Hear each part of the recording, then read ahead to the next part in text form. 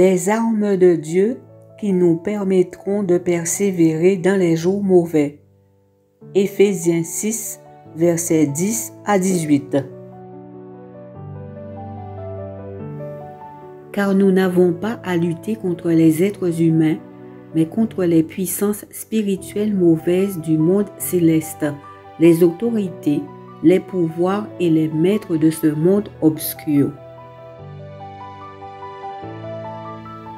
Prenez sur vous toutes les armes que Dieu fournit afin de pouvoir lutter contre les puissances spirituelles mauvaises et de tenir bon. Ainsi, quand viendra le jour mauvais, vous pourrez résister à l'adversaire. Les armes de Dieu. La ceinture de la vérité. Ayez la vérité comme ceinture autour de la taille. La cuirasse de la droiture. Portez la droiture comme cuirasse. Les chaussures du zèle. Mettez comme chaussure le zèle à annoncer la bonne nouvelle de la paix. Le bouclier de la foi. Prenez toujours la foi comme bouclier. Il vous permettra d'éteindre toutes les flèches enflammées du mauvais. Le casque du salut. Acceptez le salut comme casque. L'épée, la parole de Dieu. Acceptez la parole de Dieu comme épée donnée par l'Esprit Saint. Tout cela, demandez-le à Dieu dans la prière. Oui, priez en toute occasion avec l'assistance de l'Esprit. À cet effet, soyez vigilants et continuellement fidèles. Priez pour l'ensemble du peuple de Dieu.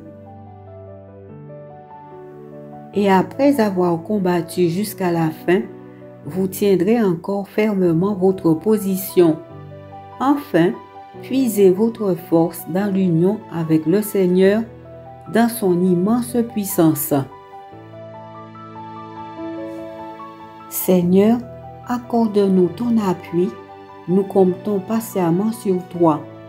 Chaque matin, sois notre force, notre sauveur dans la détresse. Ésaïe 33, verset 2. Aucun de ceux qui comptent sur toi n'aura à le regretter, mais honte à ceux qui te trahissent, qu'ils restent les mains vides. Psaume 25, verset 3. Tu dois revenir à moi, ton Dieu. Pratique la bonté et respecte le droit. Ne cesse jamais de compter sur moi, ton Dieu. Osée 12, verset 7. Car Dieu a révélé sa grâce, source de salut pour tous les humains. C'est ainsi que nous devons attendre le bonheur que nous espérons et le jour où apparaîtra la gloire de notre grand Dieu et Sauveur Jésus-Christ. Il s'est donné lui-même pour nous délivrer de tout mal et faire de nous un peuple purifié qui lui appartienne en propre et qui soit zélé pour faire des actions bonnes. Tite 2, versets 11, 13 à 14. La loi du Seigneur est parfaite, elle rend la force de vivre. Les ordres du Seigneur méritent confiance, ils aident les simples à savoir se conduire. Les exigences du Seigneur sont justes, elles remplissent le cœur de joie. Les commandements du Seigneur sont limpides, ils aident à y voir clair. Le respect qu'inspire le Seigneur est pur, il persiste à travers les siècles. Les décisions du Seigneur sont fondées, toutes sans exception sont justifiées, plus attirantes que l'or, qu'une quantité de métal précieux est plus agréable que le miel le plus doux. Somme 19, versets 8 à 11. Je vous aime comme le Père m'aime. Demeurez dans mon amour. Jean 15, verset 9. Mais Dieu nous a prouvé à quel point il nous aime. Le Christ est mort pour nous alors que nous étions encore pécheurs. Romains 5, verset 8. J'ai mis la plante en terre, Apollos l'a arrosée, mais c'est Dieu qui l'a fait croître. Ainsi, celui qui plante et celui qui arrose sont sans importance.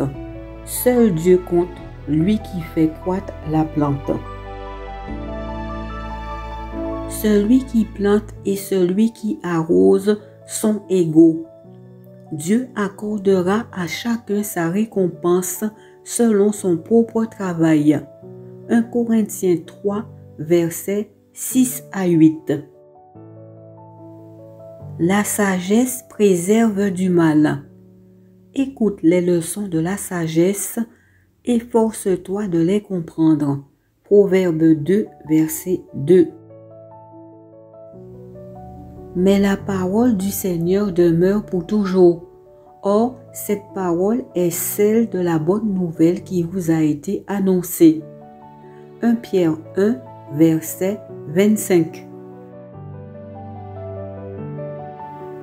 Ta parole est une lampe devant mes pas, une lumière qui éclaire ma route. Psaume 119, verset 105. Le Seigneur est vivant, merci à celui qui est mon rocher et mon sauveur. Seigneur, comme un bouclier, tu me protèges et me sauves. Tu réponds à mes appels, tu me rends fort. 2 Samuel 22, versets 47 et 36.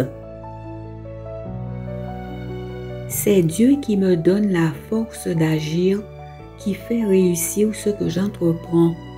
Psaume 18, verset 33. Sois pour moi un rocher accueillant où je puisse venir à tout moment. Tu as décidé de me sauver. Oui, tu es bien mon rocher, ma forteresse. Psaume 71, verset 3. Car Dieu le Tout-Puissant a fait pour moi des choses magnifiques. Il est le Dieu saint.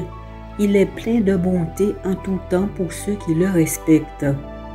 Luc 1, versets 49 et 50.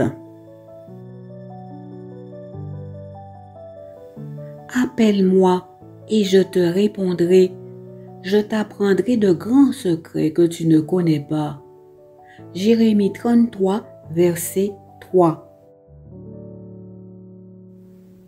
Que Dieu, la source de l'espérance, vous remplisse d'une joie et d'une paix parfaite par votre foi en lui, afin que vous soyez riches d'espérance par la puissance du Saint-Esprit. Romains 15, verset 13. Prière.